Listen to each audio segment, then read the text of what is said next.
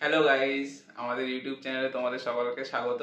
আমরা আজকে প্রথম ক্যামেরার সামনে এসে একসাথে ভিডিও বানাচ্ছি। তো ও হচ্ছে দেবজ্যোতি, আমি হলাম শুভজ্যোতি। সাগরদ্বীপে যখের ধন এই শুক্রবার রিলিজ করতে চলেছে। সিনেমাটি একটি ফ্যান্টাসি অ্যাডভেঞ্চার সিনেমা এবং এর ট্রেলার মাসখানেক আগে বেরোয়।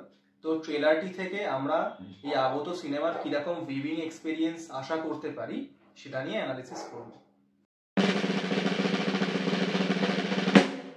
পরমব্রত চট্টোপাধ্যায় এবং কৌশিক সেন মুখ্য চরিত্রে আছেন। এছাড়াও আছেন কোয়েল মল্লিক, যিনি একটি গুরুত্বপূর্ণ চরিত্র প্লে করছেন। কোয়েল মল্লিকের আর্লিয়ার কেরিয়ারে তার কমার্শিয়াল ভিত্তিক ছবিগুলোর থেকে সম্প্রতি তিনি লাস্ট কয়েক বছর তিনি কিন্তু তথাকথিতভাবে আর্ট ফিল্মে অভিনয় করছেন, which is a welcome surprise. এছাড়াও ছবিটির নেগেটিভ চরিত্রে অভিনয় করছেন আর একজন বিশিষ্ট অভিনেতা রজতাভ দত্ত। তো যদি কাস্টিং সম্পর্কে আরো একটু কিছু বলতে চাই তাহলে বলতে পারি যে কৌশিক সেন বর্তমানে এই ধরনের সিনেমাই করছেন, বেশ কয়েকটা করলেন, যেরকম গুপ্তধনের সন্ধানে বা এটারই আগের পার্ট যখের ধনেও তিনি ছিলেন। এছাড়া কৌশিক সেনের কাস্টিং নিয়ে আমি একটা বলতে চাই, কারণ কৌশিক সেনের সিনেমা যেগুলো হয় সেগুলো তো একটা সোশ্যাল অ্যালিগরি থাকে। এখানেও আমাদের এনার্জি ক্রাইসিস, যেটা আমাদের বর্তমান শুধু ভারতবর্ষ না গোটা পৃথিবীতেই একটা বড় রকমের সমস্যা, এখানে কিন্তু সেই যে সোশ্যাল প্রবলেমটা আছে এখানেও কিন্তু সেটাকে একটা প্লট ডিভাইস হিসেবে ব্যবহার করা হয়েছে। True true. এছাড়া যদি আর বলতে হয় তাহলে আগের পার্টে পরমব্রতর সঙ্গে ছিলেন গৌরব চক্রবর্তী, এবার সেটা হয়ে গেছে রাহুল। তাছাড়া এই মোটামুটি কাস্টিং এর ব্যাপারে বলতে গেলে এটাই।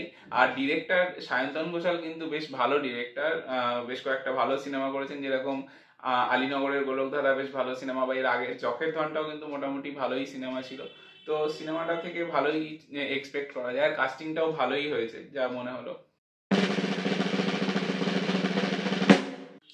এই সিনেমার সিনেমাটোগ্রাফিও বেশ ভালোই, বেশ কিছু চ্যালেঞ্জিং জায়গাতে এরা শুটিং করেছে।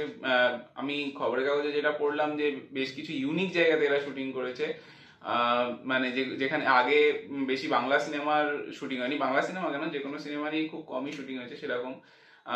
কালার কারেকশনটা বেশ ভালোই হয়েছে এই সিনেমাতে। তাছাড়া ভিএফএক্স নিয়ে ও বলবে। ভিএফএক্স বলার আগে আমি শুভজ্যোতি যেখানে ছাড়লো সেখানে বলতে চাই, বাংলা সিনেমাতে তথাকথিতভাবে কম বাজেটের সিনেমা, আপনি সত্যজিৎ রায় বা সেই এরা থেকে দেখলো, তো কম বাজেট হওয়ার কারণে লোকেশন শুটিং যেটা হয়, কারণ বড় বড় সেট ডাইরেকশন করার বা বড় বড় সেট কনস্ট্রাক্ট করার সুবিধাটা থাকে না, বাজেটও থাকে না। তো সেক্ষেত্রে এই যে প্র্যাকটিক্যাল লোকেশন শুটিং, এটা কিন্তু বাংলা সিনেমায় এখনো ভীষণভাবেই জীবিত আছে। আমরা চাঁদের পাহাড়ে বোধহয় সব থেকে বড় রকমের এক্সাম্পল দেখেছিলাম।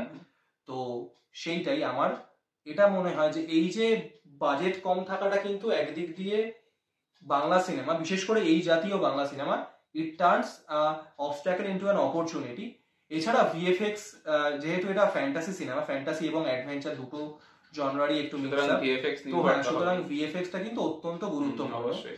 বাংলা সিনেমায় ভিএফএক্স বা টেকনিক্যালিটি ইন জেনারেল খুব বেশি পয়েন্ট দেওয়া যায় না, কিন্তু আমি এই সিনেমাতে ট্রেলার দেখে যতটা যা বুঝলাম, এবং প্রফেসর শঙ্কুরও যে রিসেন্ট ট্রেলার বেরিয়েছে, এটা থেকে কিন্তু আমি এটা বুঝলাম যে ভিএফএক্স যেটা আগে আমরা বাংলা সিনেমায় দেখতাম অত্যন্তই কার্টুনিশ বা একেবারেই আনবিলিভেবল, আনরিয়ালিস্টিক, সেটা থেকে কিন্তু ভিএফএক্স তার থেকে কিন্তু অনেকটাই এক্স্যাক্টলি তার থেকে কিন্তু অনেকটাই ইমপ্রুভ করেছে।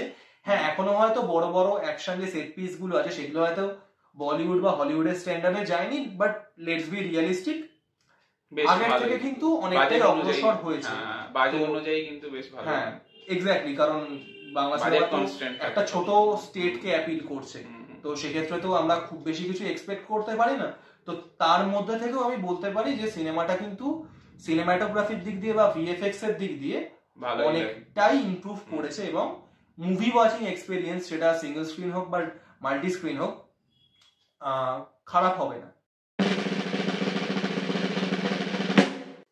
তো সিনেমার ব্যাকগ্রাউন্ড মিউজিক নিয়ে যদি বলতে হয় তাহলে বলবো যে সিনেমার ব্যাকগ্রাউন্ড ট্রেলার তো 2 মিনিটের, ছোট ট্রেলার, তো 2 মিনিটে বোঝা একটু কষ্টের, কিন্তু তবুও ট্রেলারের যেটুকু ব্যাকগ্রাউন্ড মিউজিক শুনলাম তো বেশ ভালোই লাগলো, বেশ ড্রামাটিক ব্যাকগ্রাউন্ড মিউজিক একটা ক্রিয়েট করা হয়েছে। বিশেষ করে যেখানে VFX heavy action set piece যেগুলো আছে সেখানে কিন্তু সিনক্রোনাইজ মিউজিক, যে অ্যাটমসফিয়ার আমরা এক্সপেক্ট করি একটা বড় বাজেটের সিনেমা থেকে, যেখানে যে জন্য হলে যাওয়ার যে অ্যাটমসফিয়ারটা exactly the movie watching experience at its best, সেটা কিন্তু যথেষ্টই ট্রেলার দেখে যদিও খুবই সামান্য বাট ভালোই মনে হলো। বিক্রম ঘোষ অ্যাকচুয়ালি এই ধরনের কাজ করছেন, উনি অবশ্যই পণ্ডিত বিক্রম ঘোষ। তো লাস্ট যে দুর্গেশগড়ের গুপ্তধন বা গুপ্তধনের সন্ধানেতেও যে তিনি ব্যাকগ্রাউন্ড মিউজিক করেছেন, বেশ ভালো ব্যাকগ্রাউন্ড মিউজিক করেছেন, বেশ একটা ড্রামাটিক। আর বাংলা সিনেমায় যেটা বদনাম আছে যে মিউজিক অনেক সময় ডেরিভেটিভ হয়, যেটা সত্যি কথাই এক্ষেত্রে সেটাও হওয়ার সম্ভাবনা কম, কারণ বিক্রম ঘোষের কাছ থেকে আমরা এক্সপেক্ট করতে পারি যে মিউজিকটা ডেরিভেটিভ, হ্যাঁ এক্স্যাক্টলি ভালো কোয়ালিটি শুধু না ডেরিভেটিভও হবে না। অ্যাকচুয়ালি মিউজিকটা এক্সপেরিয়েন্সটাকে এনহ্যান্স করে দেয়। এক্স্যাক্টলি এই জাতীয় সিনেমাতে এটা তো মিউজিক্যাল না, এটা অ্যাকশন সেট পিস যেগুলো আছে সেগুলোতে আরো বেশি ড্রামাটিক লাগে, একদম মুভি ওয়াচিং এক্সপেরিয়েন্সটা যাতে ভালো। তো এটা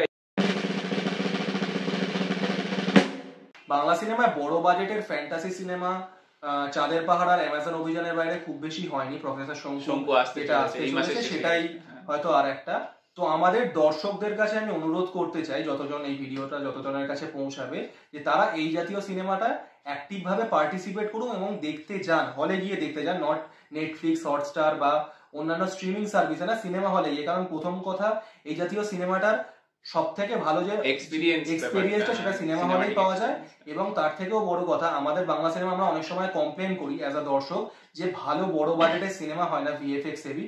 তো আমরা যদি এই জাতীয় সিনেমাগুলোকে দেখতে যাই এবং এই সিনেমাগুলোকে বক্স অফিসে সফল বানাই, তাহলে কিন্তু প্রডিউসাররাও এই জাতীয় সিনেমা ভবিষ্যতে বানাতে সাহস পাবেন এবং এটা কিন্তু বাংলা সিনেমার বা বাংলা সংস্কৃতি ইন জেনারেল অগ্রসর হওয়ার প্রতি তো একটা বড় পদক্ষেপ হবেই।